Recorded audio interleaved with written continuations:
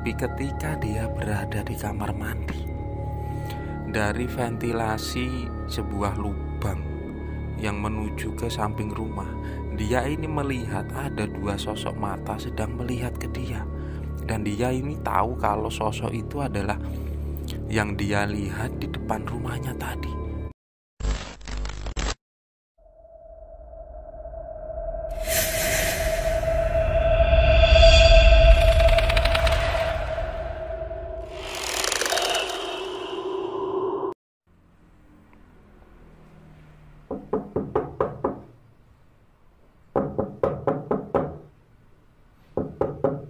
Ketukan pintu itu berpindah-pindah, Mas. Padahal pertama itu dia mengetuk pintu depan. Tak beberapa lama kemudian, suara ketukan itu pindah di belakang rumah. Nah, waktu itu aku dan Mbak Dewi dan ibu ini bangun. Ketika kita bangun untuk mau mengecek itu siapa, tiba-tiba terdengar suara tangisan.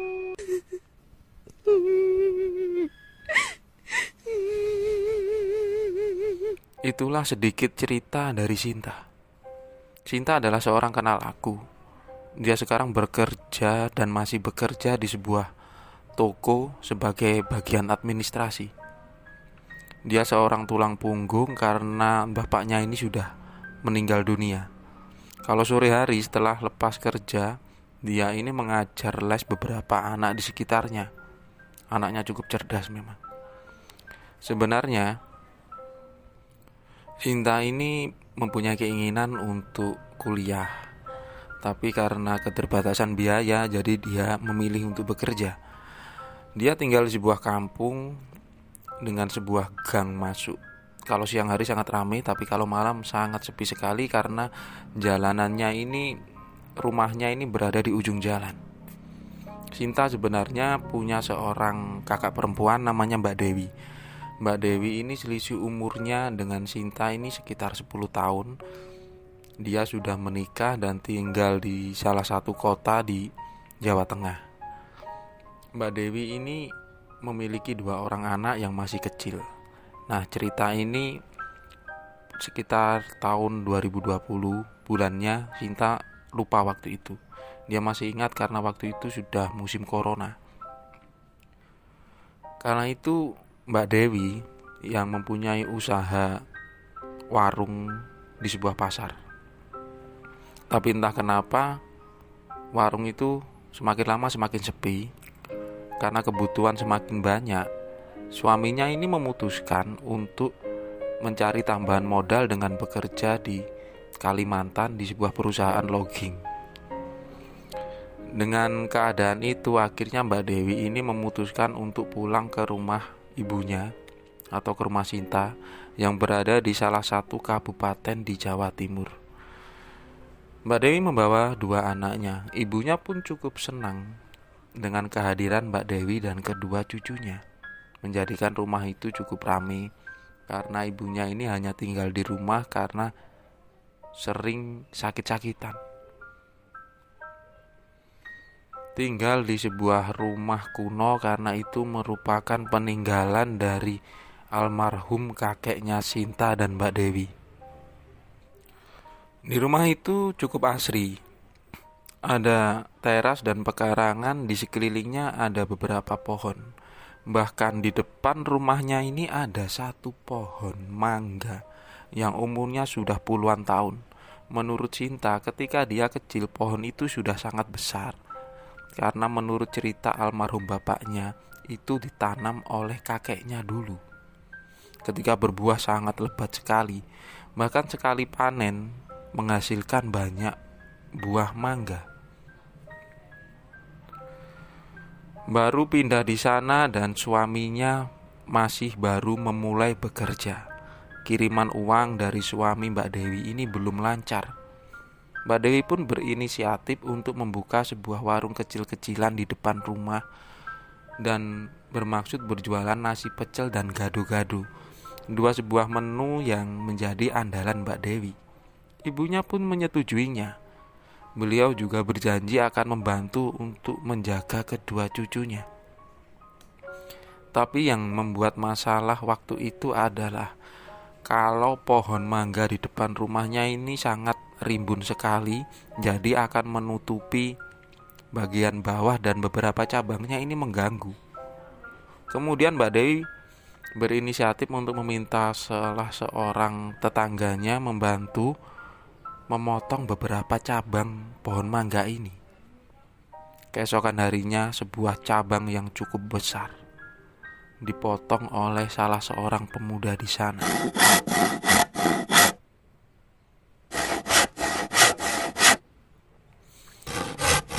Salah satu cabang itu pun jatuh, sempat dibersihkan, kayunya pun dipinggirkan, dan daun-daunnya pun dipatahkan untuk dibuang. Suasana sudah mulai terang. Mbak Dewi berencana dalam seminggu ini dia akan membangun warung di tempat itu. Pada malam itu, tiba-tiba terdengar suara ketukan. Ketika dibuka, tidak ada siapa-siapa. Jam masih menunjukkan sekitar jam 9 malam. Sinta sedang asik bermain dengan kedua keponakannya. Dia tidak berpikir apa-apa waktu itu, dan dia pun tidak bilang ke Mbak Dewi dan ibunya kalau tadi ada seperti tamu. Sekitar jam 10 malam, kedua keponakannya Sinta ini sudah terlelap tidur, dan kemudian Sinta dengan pelan membawa ke kamarnya.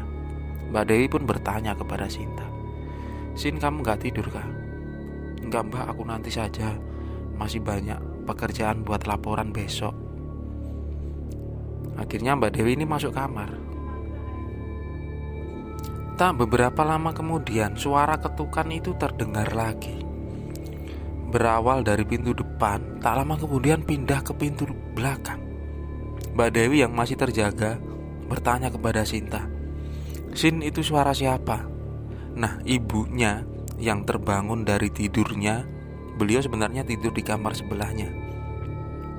Kemudian beliau berkata, "Sudah, gak usah dibukakan, Sin, biarkan saja. Kalau itu orang, dia pasti akan teriak memanggil salah satu nama dari kita." Baru saja ibunya ini selesai ngomong, tiba-tiba terdengar suara tangisan. Dan tangisan itu sangat menyedihkan sekali. Bahkan waktu itu kedua anaknya Mbak Dewi ini terbangun. Mereka seperti anak yang ketakutan. Bahkan yang masih berumur 2 tahun ini tiba-tiba menangis kencang. Naluri anak kecil sangat kuat. Nah, Mbak Dewi ini sempat jengkel. Mbak Dewi ini mempunyai watak yang sangat keras, berbeda dengan Sinta. Kemudian dia bilang, "Biar aku buka, Bu, aku pengen tahu siapa itu." "Gak usah, Wi, biarkan saja. Gak usah diganggu. Bukan saya yang ganggu, Bu, tapi dia yang ganggu. Biarin, gak usah ada yang takut. Kalau nanti aku ketemu wujudnya, biar aku tampar mukanya." Setelah mendengar perkataan itu, suara tangisan itu tiba-tiba berhenti dan tak ada gangguan lagi. Sinta pun mulai ketakutan dengan kejadian itu. Kemudian dia masuk ke dalam untuk tidur bersama ibunya. Sedangkan Mbak Dewi ini masih duduk di depan sambil menggendong anaknya. Setelah anaknya mulai tertidur, Mbak Dewi pun masuk. Sempat dia ngomong, "Aku gak takut dengan apapun dan apapun wujudnya." Setelah itu malam itu berlalu. Keesokan harinya 2 orang tukang kayu mulai datang untuk membangun warung sederhana punya Mbak Dewi. Bukan warung permanen, tapi dengan menggunakan beberapa penyangga kayu. Karena nanti kalau rame sambil cari modal bisa dipermanenkan, begitu rencana Mbak Dewi. Tapi entah kenapa menurut 2 orang pekerja waktu itu sangat susah sekali. 2 kayu yang diberdirikan beberapa kali tiba-tiba roboh, walaupun kayu itu sudah disangga. Tapi pada akhirnya kerangka bangunan itu pun jadi. Walaupun menurut pekerjanya ini kayaknya aneh, Mbak. Aku tak biasanya bekerja dipersulit seperti ini. Mbak Dewi tidak memikirkan apa-apa waktu itu. Dia cuma bilang, pelan-pelan saja Pak, yang penting jadi. Nah, kemudian sore pun menjelang.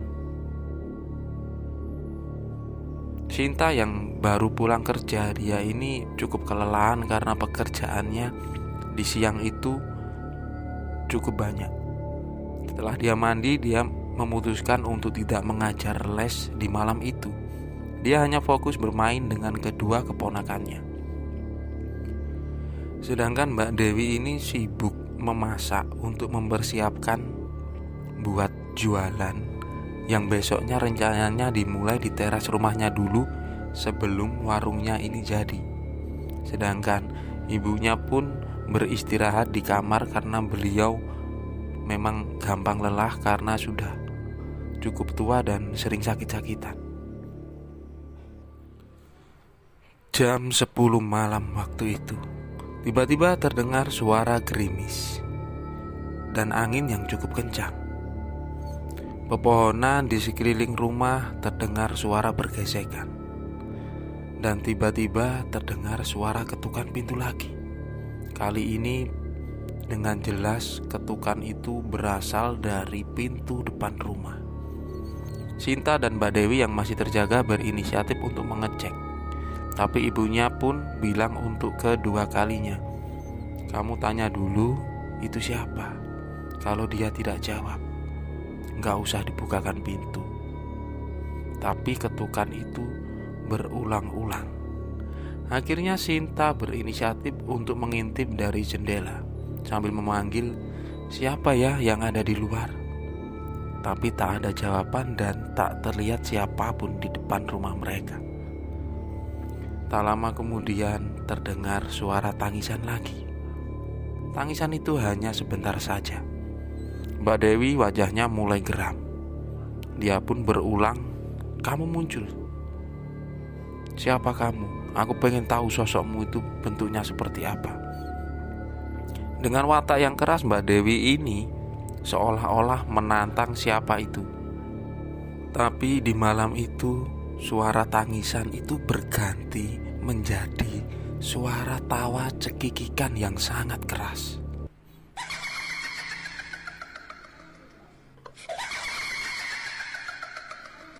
Dan suaranya itu berpindah-pindah, mulai dari depan rumah ke belakang rumah, bahkan yang terakhir itu terasa di atap rumah mereka. Mbak Dewi pun mulai ketakutan waktu itu. Begitu juga dengan Sinta dan ibunya. Mereka berkumpul di ruang tengah sambil menggendong dua orang anaknya Mbak Dewi ini. Sosok itu seperti berkeliling di rumah itu, berniat mencari bantuan. Tapi ketika melihat ke depan, tiba-tiba Sinta, Mbak Dewi dan ibunya ini melihat ada sosok perempuan berbaju putih, wajahnya ini seram, dan dia ini sedang berdiri di bawah pohon mangga yang sebelumnya sempat mereka tebang. Jadi mereka ini melihat dengan jelas sosok itu. Apalagi ketika Mbak Dewi membuka tirai jendela depannya itu, seolah-olah sosok itu berkata, keluarlah, keluarlah. Sosok itu seperti marah dan menantang balik Mbak Dewi supaya dia keluar dari rumahnya itu. Di situ mereka ketakutan. Pada akhirnya mereka memutuskan untuk mencari bantuan. Kebetulan Sinta memiliki beberapa teman. Akhirnya dia menelpon temannya itu untuk meminta bantuan supaya datang ke rumahnya. Dan pada akhirnya di malam itu ada dua orang lelaki, salah satunya adalah teman dekat dari Sinta ini, untuk datang ke rumah itu. Cukup lama, hampir setengah jam karena rumahnya memang agak jauh. Tapi terdengar suara sepeda motor yang berada di teras depan rumah mereka. Suasananya waktu itu mulai cair karena tidak terlalu tegang. Kemudian mereka mengetuk pintu. Sempat sedikit khawatir, akhirnya Sinta ini bertanya siapa. Dua orang itu menyaut dengan nama mereka. Sinta pun dengan pelan membukakan pintu itu, mempersilahkan dua temannya ini masuk, kemudian menceritakan tentang apa yang terjadi waktu itu. Nah, sedangkan ibunya ini berinisiatif mau meminta bantuan atau melaporkan kejadian itu ke salah seorang kerabatnya yang ada di desa itu. Tapi Sinta bilang, "Gak usah dulu Bu, biarkan saja dulu, toh juga sudah ada dua orang temanku." Tapi pada waktu itu Mbak Dewi ini sempat ke belakang, ke kamar mandi untuk sekedar mencuci muka karena dia sempat ketakutan waktu itu. Tapi ketika dia berada di kamar mandi, dari ventilasi sebuah lubang yang menuju ke samping rumah, dia ini melihat ada dua sosok mata sedang melihat ke dia. Dan dia ini tahu kalau sosok itu adalah yang dia lihat di depan rumahnya tadi. Di situ Mbak Dewi ini langsung berteriak. Dengan spontan akhirnya Sinta dan dua orang temannya ini menuju ke kamar mandi untuk melihat keadaan Mbak Dewi sambil bertanya, "Kenapa Mbak? Mbak kenapa?" "Itu Sin, aku tadi melihat mata dari ventilasi itu." "Ya sudah Mbak, kita masuk saja, gak usah kesini lagi." Malam itu masih ada teror. Mereka ketakutan. Apalagi salah seorang dari anak Mbak Dewi ini kembali menangis. Di situ kemudian karena kebetulan salah satu dari teman Sinta ini dia sempat mondok di sebuah pondok pesantren. Dia ini tahu tentang kejadian dan apa yang mereka alami. Kemudian dia sempat bertanya, "Memang kamu tadi ngapain Sin? Kenapa kamu tantangin? Dia itu marah Sin." "Loh kamu kok tahu?" "Iya, aku ngerti. Jadi sosok itu tidak bisa ditantangin, apalagi kamu sudah merusak rumahnya." "Maksudnya rumahnya?" saut Mbak Dewi. "Aku nggak tahu Mbak, tapi yang jelas dia ini seperti ngomong kalau rumahnya ini baru saja dirusak. Dan kemudian dia ini marah, tapi malah ditantangin." Baru mereka mengerti kalau sebenarnya pohon mangga yang sangat besar di depan rumahnya ini sudah ditinggali oleh makhluk itu dari dulu. Dan secara tidak sengaja mereka memotong salah satu cabang yang cukup besar. Memang akan mau digunakan untuk warung itu. Tapi ketika dia marah atau sempat sedih, malah ditantangin atau diusir.